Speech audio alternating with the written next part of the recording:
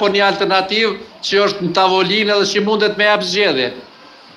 Zoti Muhaxheri, kam diskutuar me përfaqësues tjerë të Lidhjes Demokratike të Kosovës këtu në debate të ndryshme.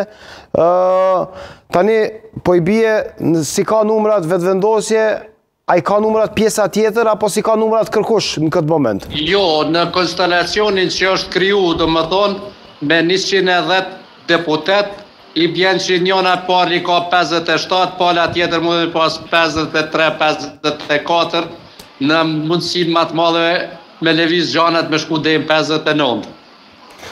Po çfarë nëse bëhet një ujdi politike, zoti Muhaxheri, dhe dikush propozon eventualisht që të mbahen 2 palë zgjedhje, edhe lokale, edhe zgjedhjet parlamentare. A do të ishte kjo në të mirë të Kosovës apo jo? Jo, nuk do të ishte në të mirë të Kosovës, edhe besoj që kjo zgjidhje nuk do të ofrohet prej asnjë partie politike.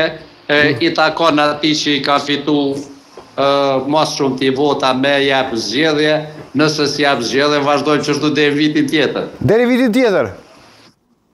Po, çdo 2 ditë ndas me mbledh parlamentin, deri vitin tjetër kur shkohet zgjedhje. Po kjo do të ishte në dëm të qytetarëve, zoti Muhaxheri, dëm i madh për qytetarët. Po, për që ato i pari duhet me reflektu. A është vetëm i pari apo gjithë palët të reflektojnë?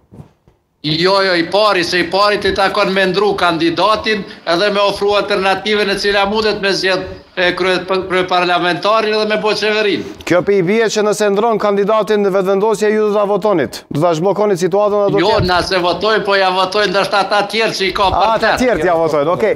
Ka disa reagime Rit Berisha këtu në studion e Politikos bashkë me Gazin. Urdhro. Kryetar Muhaxheri, përshëndetje, mirëmbrëma. Mirëmbrëma. Në anën tjetër ju sugjeroni një zgjidhje për